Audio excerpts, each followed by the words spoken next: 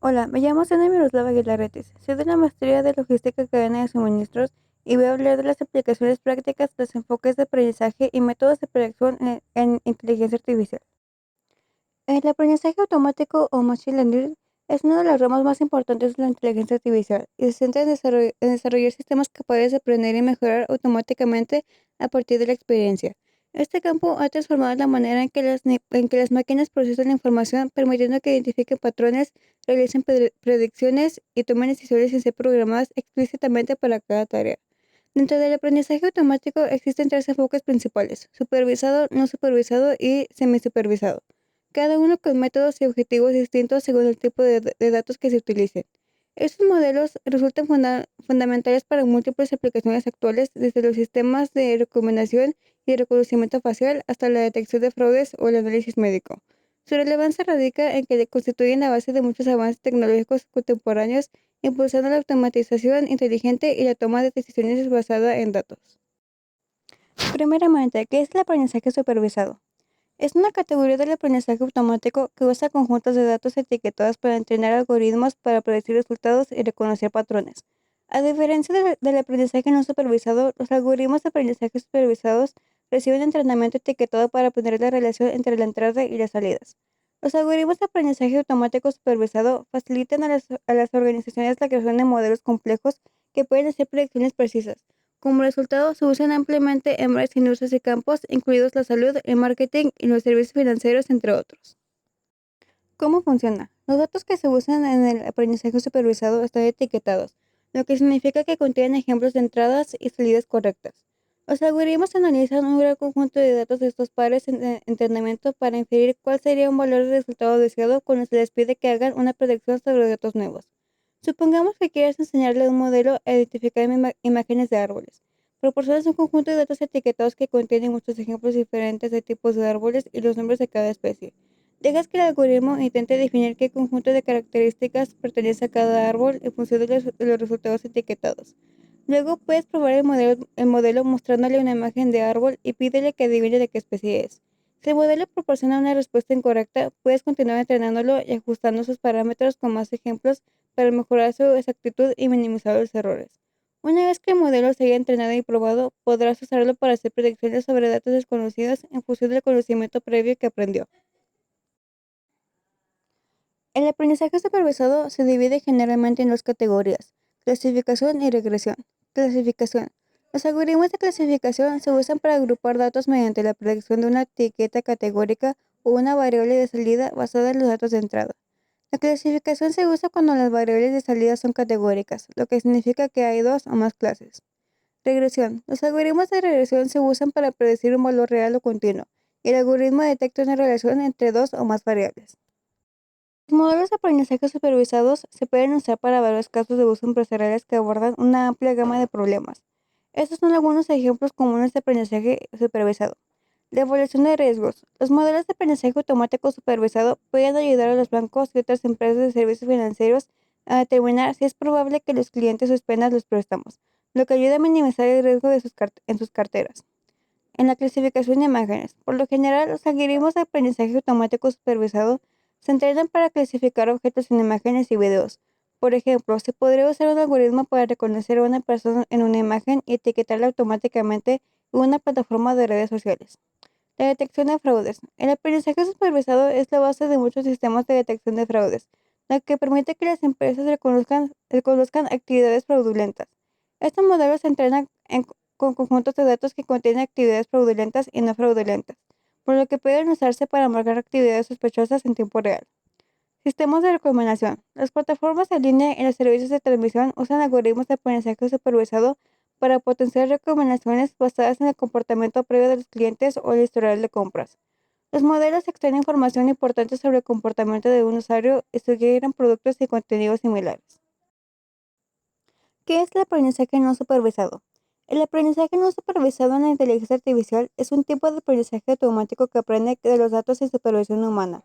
A diferencia del aprendizaje supervisado, los modelos de aprendizaje automático no supervisados reciben datos sin etiquetar y pueden descubrir patrones y estadísticas sin ninguna orientación o instrucción explícita. ¿Cómo funciona? Como su nombre lo indica, el aprendizaje no supervisado utiliza algoritmos de autoaprendizaje. Aprende sin etiquetas de entrenamiento previo. En cambio, el modelo recibe datos sin procesar y sin etiqueta y tiene que inferir sus propias reglas y estructurar la información en función de similitudes, diferencias y patrones en instrucciones explícitas sobre cómo trabajar con cada dato. Los algoritmos de aprendizaje no supervisado son más adecuados para tareas de procesamiento más complejas, como la organización de conjuntos de datos grandes en clústeres. Son útiles para identificar patrones previamente no detectados en los datos y pueden ayudar a identificar características útiles para categorizar los datos. Métodos de aprendizaje automático no supervisados. En general, existen tres tipos de tareas de aprendizaje no supervisado: agrupamiento de clústeres, reglas de asociación y reducción de dimensiones. A continuación veremos con más detalle cada tipo de técnica de aprendizaje no supervisado. El agrupamiento en clústeres. Es una técnica para explorar datos sin procesar y sin etiquetar y desglosarlos en grupos, según las similitudes o diferencias. Se usa en una variedad de aplicaciones como la segmentación de clientes, la detección de fraudes y el análisis de imágenes. Los algoritmos de agrupamiento en clústeres dividen los datos en grupos naturales mediante la búsqueda de estructuras o patrones similares en los datos sin clasificar. El agrupamiento en clústeres es uno de los enfoques de aprendizaje automático no supervisado más populares. Existen varios tipos de algoritmos de aprendizaje no supervisado que se usan para el agrupamiento en clústeres, entre los que se incluyen los exclusivos, los jerárquicos y los probabilísticos. Asociación. La mayoría de reglas asociadas es un enfoque basado en reglas que revela relaciones interesantes entre datos de grandes conjuntos de datos. Los algoritmos de aprendizaje no supervisado buscan asociaciones frecuentes del tipo sí entonces para descubrir correlaciones y casos conjuntos dentro de los datos, así como las diferentes conexiones entre los objetos de datos. Por lo general se usa para analizar cestas de minoristas o conjuntos de datos transaccionales para representar la frecuencia con la que ciertos artículos se compran juntos. Reducción de la dimensionalidad. La reducción de dimensionalidad es una técnica de aprendizaje no supervisado que reduce la cantidad de atributos o dimensiones en un conjunto de datos. Por lo general, tener más datos es mejor para el aprendizaje automático, pero también puede dificultar la visualización de los datos.